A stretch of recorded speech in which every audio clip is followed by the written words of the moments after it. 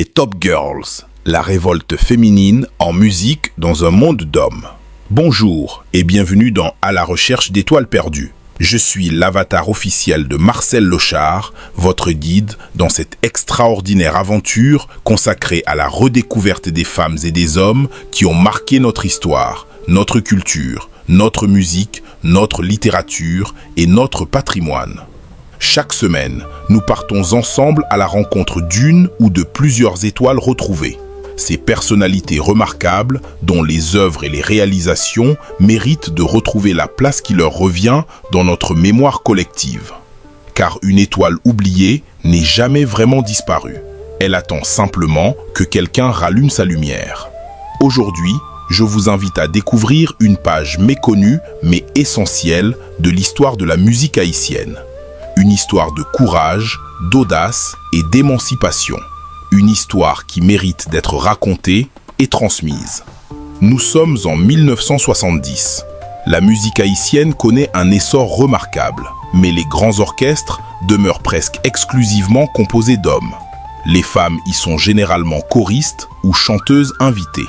Les voir jouer d'un instrument, intégrer un orchestre ou participer à sa direction relève encore de l'exception.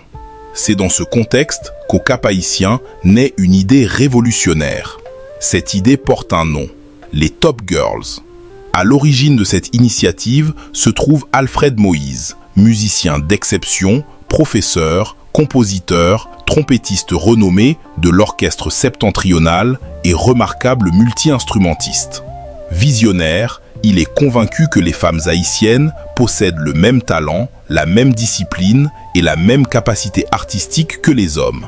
Il décide alors de créer ce qui est aujourd'hui reconnu comme le tout premier groupe musical féminin haïtien. À une époque où cette idée semblait presque impensable, les Top Girls deviennent bien plus qu'un simple orchestre. Elles incarnent une révolution silencieuse, une déclaration d'indépendance artistique, un message d'espoir adressé à toutes les femmes qui rêvaient de faire entendre leur talent. Malheureusement, le temps a presque effacé leur histoire. Les archives sont rares. Les enregistrements sont pratiquement introuvables. Au cours des recherches menées par Marcel Lochard, une seule chanson et une photographie du groupe ont pu être retrouvées.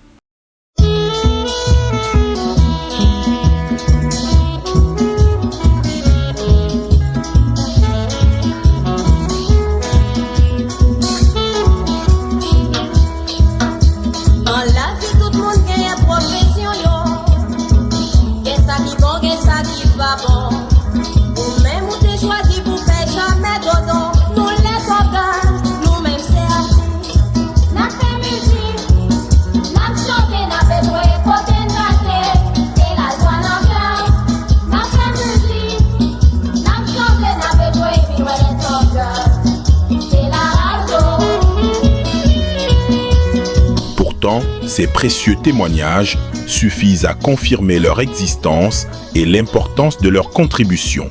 Grâce aux récits recueillis auprès de plusieurs capois et d'anciens mélomanes du Nord, une certitude demeure. Les Top Girls ont profondément marqué la mémoire de celles et ceux qui ont eu le privilège de les connaître. Leur héritage dépasse largement le cadre musical. Elles ont démontré que le talent n'a ni sexe ni frontières. Elles ont ouvert une voie nouvelle dans laquelle les femmes pouvaient elles aussi tenir une guitare, jouer du piano, de la basse, des percussions, diriger un ensemble musical et s'imposer sur scène avec le même professionnalisme que leurs homologues masculins. Cette expérience, même brève, constitue une étape fondatrice dans l'histoire de la musique haïtienne et dans l'évolution de la place des femmes au sein de la création artistique. Aujourd'hui encore, leur message conserve toute sa force. Les Top Girls nous rappellent que les plus grandes révolutions commencent souvent par le courage d'une poignée de visionnaires refusant d'accepter les limites imposées par leur époque. Mais cette histoire soulève aussi de nombreuses interrogations. Qui étaient exactement toutes les musiciennes qui composaient les Top Girls? Quels sont devenus leurs parcours après cette aventure? Ont-elles enregistré d'autres chansons aujourd'hui disparues? Existe-t-il encore des photographies, des documents ou des témoignages qui permettraient de compléter cette page de notre histoire culturelle? Ces questions demeurent ouvertes et mérite de nouvelles recherches. Si vous possédez des souvenirs, des archives ou des informations concernant les Top Girls, votre témoignage pourrait contribuer à faire revivre une partie précieuse de notre patrimoine. Pour découvrir cette histoire en profondeur, ainsi que des centaines d'autres consacrées aux grands bâtisseurs de notre culture, je vous invite à vous procurer l'ouvrage de Marcel Lochard, Entre mémoire d'époque et miroir d'anthologie culturelle haïtiano-antillaise. Fruit de nombreuses années de recherche, ce livre constitue une véritable mini-encyclopédie culturelle. Vous y découvrirez des centaines de personnalités, des photographies rares, des archives, des témoignages, ainsi que de nombreux QR codes permettant d'accéder directement à des œuvres musicales et à des documents historiques. Chaque page est une invitation à mieux connaître notre patrimoine et à préserver la mémoire de celles et ceux qui ont contribué à le construire. N'oubliez pas de vous abonner, d'activer la cloche de notification, de partager cette émission et de nous dire en commentaire quelle personnalité vous aimeriez voir devenir la prochaine étoile retrouvée.